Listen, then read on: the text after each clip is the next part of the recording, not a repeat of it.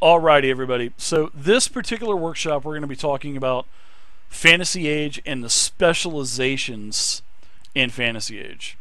Now, if you're new to Fantasy Age, when you're looking through either the Basic Rulebook PDF or the physical book itself, you're going to notice that there are three core classes.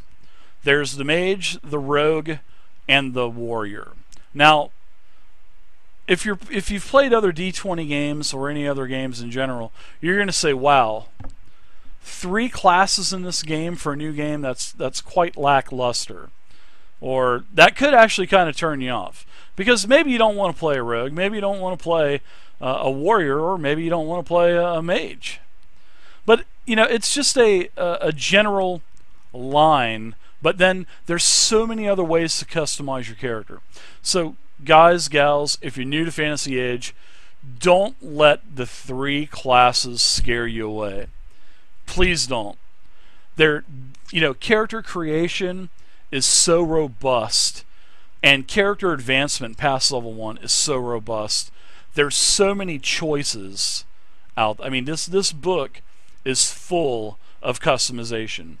You know, not only do you get to choose your race, you get to choose your social class, your background.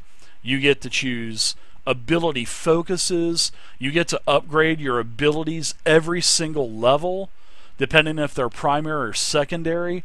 You get talents. Mages get spell talents. Now we're going to talk about specializations. The specialization is another way to customize your character. So if you are that mage, then there's 4 choices for you. If you want to be a rogue, there's 4 different types of rogues. If you want to be a warrior, there's 4 types of warriors. You know, and you'll notice whenever you're leveling your character, you're going to automatically get this at level 4. Starting at level 4 is going to be your first specialization. And the specializations, they work just like regular talents. They work just like spell talents, where you have degrees, starting with novice, then going to journeyman, and then master. Same concept, same mechanic, works the same way. Then at level 6, you're going to get to go to journeyman for your first specialization, and then at 8, you're already a master at level 8. Then you've got to go a couple levels, and then the process starts all over again. When you become level 12, you get to choose a second specialization for your class. And then at level 14, you go to journeyman, and 16 to master.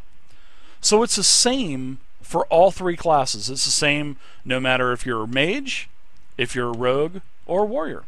Same thing. Just like the talents, you guys are going to have to kind of maybe plan ahead a little bit, because there are requirements for each one of these specializations. Requirements. So look ahead, make sure you have the correct, ability score minimum. Make sure you have the right focuses you need. Maybe you even need to have a certain degree and a certain talent to take this specialization. So look at the Fantasy Age Basic Rulebook. Look at the specialization section. Make sure you have the proper requirements. Don't just say, yeah, I think I'm going to take Sword Mage here, and then bam. You don't have the willpower you need, and you don't have the accuracy or fighting that you need. So you really need to pay attention. All right. So what are these specializations? Which ones are for the Mage, the Rogue, and the Warrior? So the 4 Mage specializations are Arcane Scholar, Elementalist, Miracle Worker, and Sword Mage. The Rogue specializations are Assassin, Duelist, Sharpshooter, and Swashbuckler. And the Warrior specializations are the Berserker, the Guardian, the Knight, and the Mage Hunter. So like I said, at level 4, you get your first. Then at level 6 and 8, you'll be Journeyman and Master. And then at level 12, you get your second specialization. And then at 14 and 16, you get Journeyman, Master, check out the requirements. Plan it out a little bit, guys. Now let's take a look. I have 3 specializations here. 3 of the 12. I wanted to show you what each specialization is for, you know, each class. So don't let, like I said, guys, gals, don't let the 3 classes scare you. You know, you're going to actually be 2 different types of mages in one mage. I mean, really, you're going to. By the time you're done leveling your character, you get to high level, you're going to be so balls to the wall badass. It's going to be fun. So the sword mage.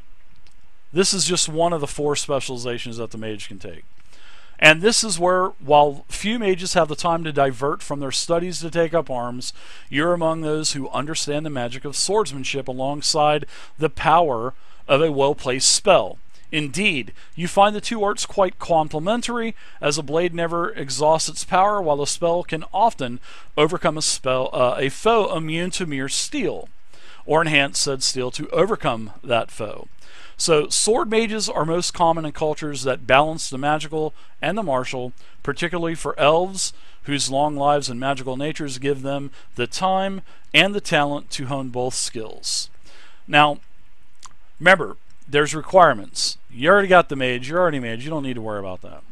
The requirements is you're going to have a willpower of 2 or higher, and either the accuracy or fighting ability of 2 or higher.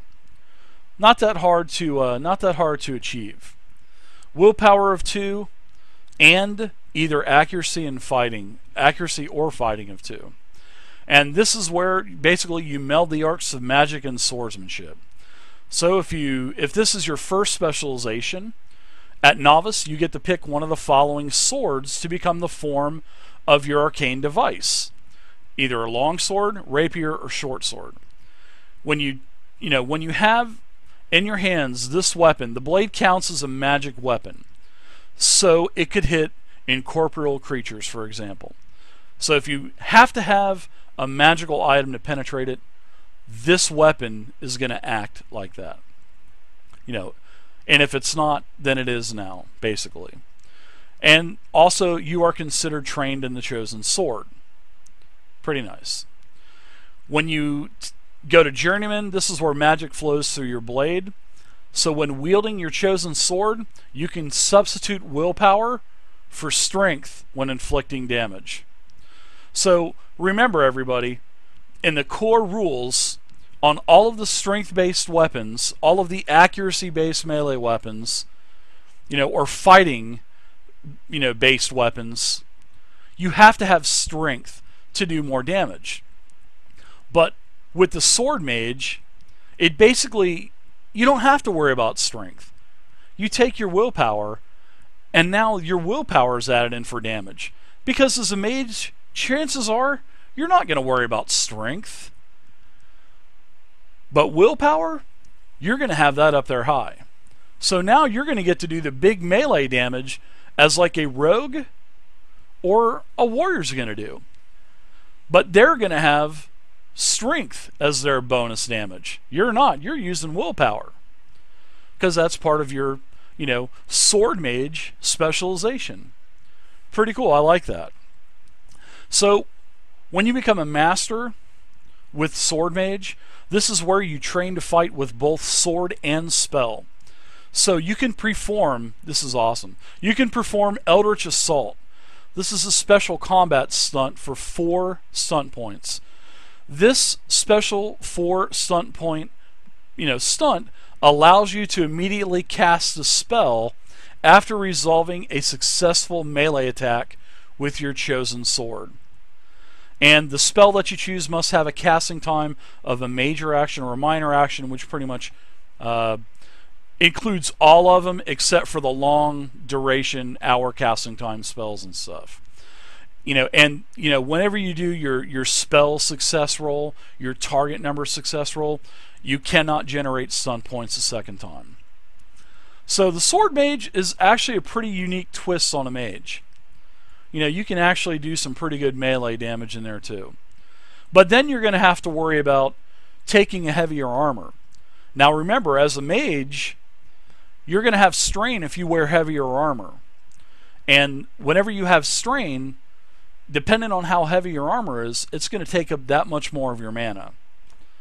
So if you're going to be wearing heavy plate, sure, by all means go for it, but that 3, mana point or magic point spell could actually end up costing you about 9 or 10 points, depending on how heavy the armor you're going to wear. But then again, if you're high level, it's really not going to matter anyway, because you're going to have such a large pool of magic points. So, Sword Mage looks pretty good to me, especially for a high level mage. Maybe for a second specialization around the level 12ish area. Upgrade your armor. Wow, sounds really promising actually. So now let's take a look at the Mage Hunter.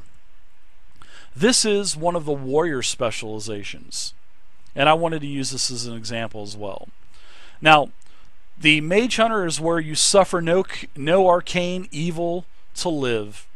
You got to be a warrior, and the requirements to become a Mage Hunter is you have to have accuracy and willpower at 2 or higher. Accuracy and willpower 2 or higher. Now, when you become a Mage Hunter, you start at a novice, just like the Sword Mage did. And this is where you learn the black powder weapon group if you don't know it already. Bullets from your guns count as magical. If your campaign does not include black powder weapons, choose another weapon group, and your attacks with those weapons count as magical. Fair enough. I like that. Some fantasy games may not allow you to have black powder weapons. In my games, if I play Fantasy Age, I'm definitely going to allow black powder weapons. I think it would be pretty cool to do so. So, novice is pretty nice, and you're not going to be screwed if your game master doesn't allow black powder. The actual talent allows you, or the specialization allows you to take another group. Then when you upgrade to Journeyman, this is where you have bolstered your mental bulwarks. You receive a +2 bonus on ability tests to resist spells and other magical effects. Very nice. So I'm going to give you an example. Say the Sword Mage over here casts Flame Blast on you. And we'll say that the Sword Mage had a successful target number roll. His spell was successful, the spell goes off, bam, it hits me. Now, I have to roll basically equivalent to, speaking out of character, equivalent to like a saving throw in other games that we've played, D&D, Pathfinder, and whatnot. But instead of calling it a saving throw, they call it a contest roll.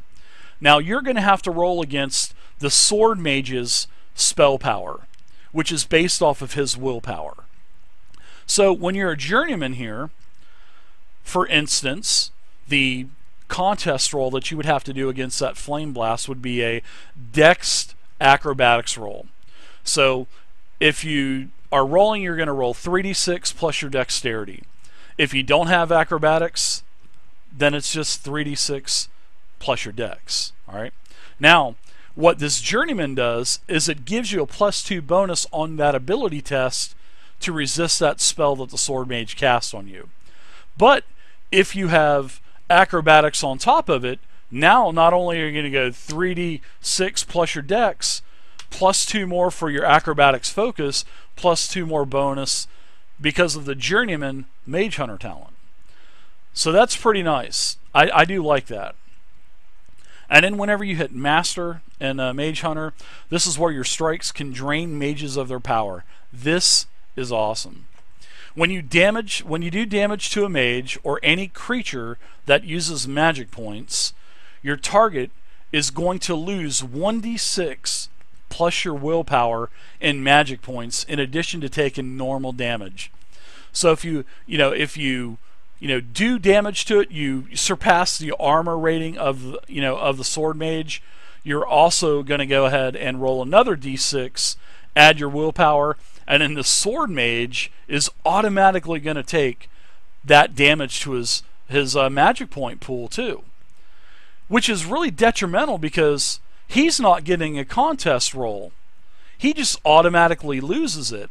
At least you get to do a contest roll against his Flame Blast spell. So Mage Hunter sounds really good. Now, next, let's take a look at the assassin. I really like the assassin. This is one of the 4 rogue specializations, and the only requirements that you have to have is a dexterity intelligence of 2 or higher, and this is where you know how to kill quickly and efficiently. Now, when you take the assassin talent, obviously just like the mage hunter and the sword mage, you're going to start at novice. And this is where you assess a nearby opponent and spot weaknesses to exploit in combat. Now, with an activate action, you can mark for death a visible target within 10 yards of you. Activate is a minor action, and 10 yards is theatrically in your theater of mind 10 yards. If you're on a virtual tabletop or a battle map, that's 1 square equals 2 yards. So anything within 5 squares of you, you can use your minor action and put Mark of Death on this target. And what Mark of Death does is all ranged and melee attacks against a target marked for death receive a +1 to bonus damage. Pretty nice. Now the mark lasts until the end of the encounter. The target is slain, or you pick a new target with another activate action. Marks on multiple targets at the same time cannot happen. You just cannot do multiple marks. You can only have one up at a time. Now, a single character cannot be marked for death more than once in the same encounter either. So if you say if there's a the orc champion, you mark him, all of a sudden you mark something else, you can't go back and mark the orc champion again. You have to keep it on him, or you can't do it again. That's just for novice. Mark for death is pretty strong. Now, when you become a journeyman in the assassin talent, this is where you know how to exploit your target's weaknesses. When you make a pinpoint attack against an opponent you have marked for death, you inflict extra 1d6 damage. Pinpoint is a special rogue feature that you get at level 1. And basically this is when you use the pinpoint attack, you're going to do an extra 1d6. Basically you're comparing your dex against their dex. If your dex is higher, you do an extra d6. But with Journeyman, it's going to let you do an additional d6 on top of that. So when you become a master, an assassin, this is where even the quickest of targets cannot escape you. You can make pinpoint attacks against all opponents, no matter what their dexterity is. So I like this. I like what they did with it. But as a high-level rogue, as a master rogue, your dex is already going to be so high that you're going to beat them anyway by default in most of the cases. But as with master, you don't have to worry about comparing dexes anymore. You just automatically, their pinpoint attacks. Really nice. Although I think they should have done something a little bit more differently than the master talent. I wish I would have done something a little bit more different, or maybe even added something in, maybe another d6 damage or something. I mean, make the assassin a real assassin. So anyways, guys, I think Green Ronin did a great job on all of these specializations. And like I said, don't let the 3 classes scare you. Really don't. Because as you guys can see, there's 12 different types of other, specializations within these 3 classes. Just remember, you're going to get 2. At level 4, you're going to get your first specialization. You'll be a master by level 8. Your second specialization is going to come at 12. And you're going to be a master of your second specialization by 16. And lastly, don't forget to plan ahead. Get those minimum requirements up for the abilities that you need to have for these specializations. Other than that, I mean, there's nothing much that we can talk and discuss about on these. I hope you guys enjoyed it. Please feel free to leave a comment down below. If you haven't already done so, please subscribe to the YouTube channel. And until next time, I'm David, and I'll see you next time. Good gaming.